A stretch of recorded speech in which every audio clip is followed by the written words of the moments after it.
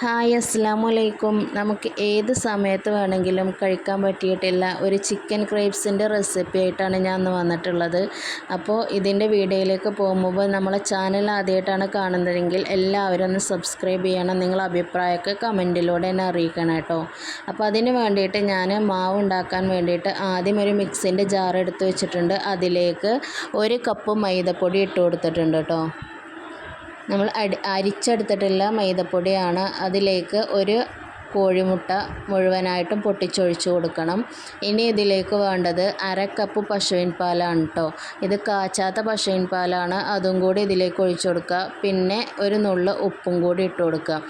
ഇത് ഞാൻ അടിച്ചെടുത്ത സമയത്ത് എനിക്ക് ഒരു ഗ്ലാസ് വെള്ളം കൂടി ഒഴിക്കേണ്ടി വന്നിട്ടുണ്ട്. അപ്പോൾ അതും കൂടി നിങ്ങൾ ഇതിൻ്റെ കൂടെ ഒഴിച്ചു കൊടുത്തിട്ട് നല്ല ഫൈനായിട്ട് അടിച്ചെടുക്കുക.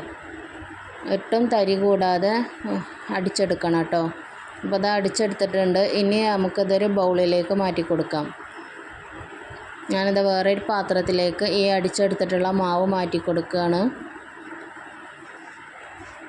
അപ്പോൾ ഇതിൻ്റെ പരുവം വേണ്ടത് ഇതുപോലെയാണ് കേട്ടോ. അതായത് നമ്മൾ കോരി ഒഴിക്കുമ്പോൾ ഇതേപോലെ അല്ല കട്ടിയിലല്ലാതെ അത്യാവശ്യം ലൂസിൽ വേണം ഈ മാവ് അടിച്ചെടുക്കാൻ വേണ്ടിയിട്ട്.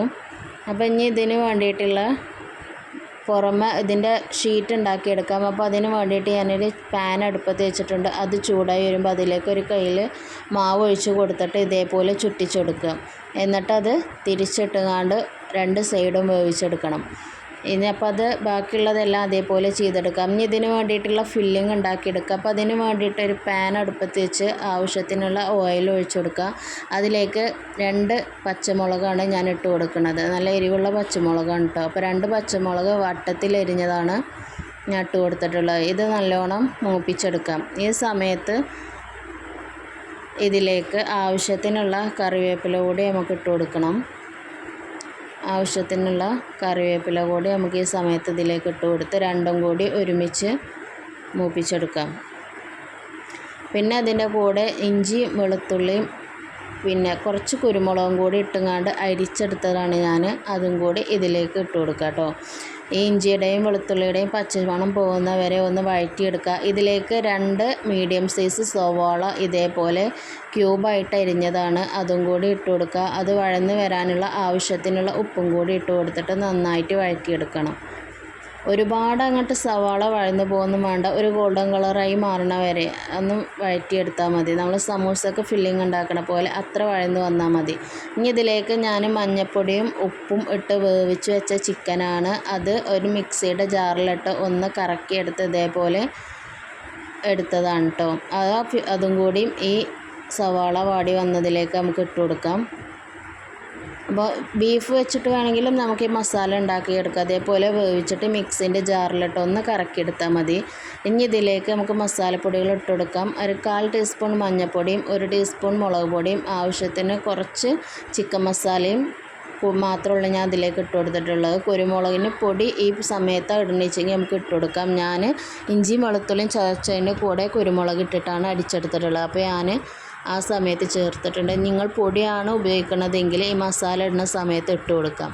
ഇനി ഇതെല്ലാം ഒന്ന് മിക്സ് ചെയ്തതിന് ശേഷം അടച്ച് വെച്ച് ഒന്ന് വേവിച്ചെടുക്കാം കേട്ടോ. അപ്പോൾ ഒന്ന് സോഫ്റ്റായിട്ട് കിട്ടും. ഈ ചിക്കനും ഈ ഉള്ളിയും കൂടി എല്ലാം ഒന്ന് സോഫ്റ്റായി കിട്ടാൻ വേണ്ടിയിട്ട് ഒന്ന് അടച്ച് വെച്ച് നന്നായിട്ട് വേവിച്ചെടുക്കാം.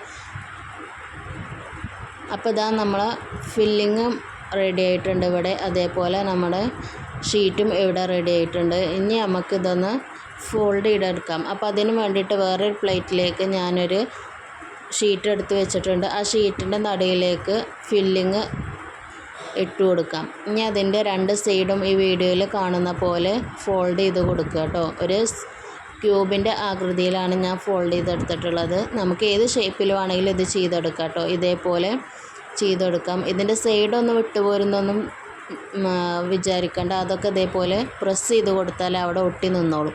ഇനി നമുക്കിത് ഫ്രൈ ചെയ്തെടുക്കണം. അപ്പോൾ അതിന് വേണ്ടിയിട്ട് ഗ്യാസ് എത്തിച്ച് ചീനച്ചട്ടി വെച്ചിട്ടുണ്ട്. അതിലേക്ക് ആവശ്യത്തിനുള്ള എണ്ണ ഒഴിച്ചു കൊടുക്കുക. അത് ചൂടായി വരുന്ന സമയത്ത് നമ്മൾ റെഡിയാക്കി വെച്ചിട്ടുള്ള ഈ ഓരോ ചിക്കൻ്റെ ക്രേപ്സിൻ്റെ പീസുകളും ഇതേപോലെ എണ്ണയിൽ ഇട്ട് കൊടുത്തിട്ട് 2 സൈഡും നന്നായിട്ട് മൂപ്പിച്ചെടുക്കുക, വേവിച്ചെടുക്കുക കേട്ടോ. പെട്ടെന്ന് വെന്ത് കിട്ടും. കാരണം എല്ലാം വെന്ത ഫില്ലിങ്ങും നമ്മൾ വേവിച്ചതാണ്, അതിൻ്റെ ഷീറ്റ് വേവിച്ചതാണ്. അപ്പോൾ പെട്ടെന്ന് ഫ്രൈ ആയി കിട്ടും. അപ്പോൾ ഫ്രൈ ആയതിന് ശേഷം നമുക്ക് ഇതേപോലെ കോരി വേറെ പ്ലേറ്റിലേക്ക് മാറ്റാം. എന്നിട്ട് ബാക്കിയുള്ളതെല്ലാം ഫ്രൈ ചെയ്തെടുക്കാം കേട്ടോ. അപ്പോൾ ഇതാണ് നമ്മൾ ഫൈനൽ ലുക്ക് ചിക്കൻ ക്രേപ്സ്. അടിപൊളി ടേസ്റ്റാണ്. എല്ലാ ടൈമിലും നമുക്കിത് വേണമെങ്കിൽ ഉണ്ടാക്കി കഴിക്കാം. നല്ല ഒരു എന്താ പറയുക, ചിക്കൻ സമൂസയൊക്കെ കഴിക്കണ അതേ ടേസ്റ്റിൽ തന്നെയാണ് ഉണ്ടാവുക. അപ്പോൾ എല്ലാവരും ഒന്ന് ട്രൈ ചെയ്ത് നോക്കിയിട്ട് റിസൾട്ട് പറയണം കേട്ടോ.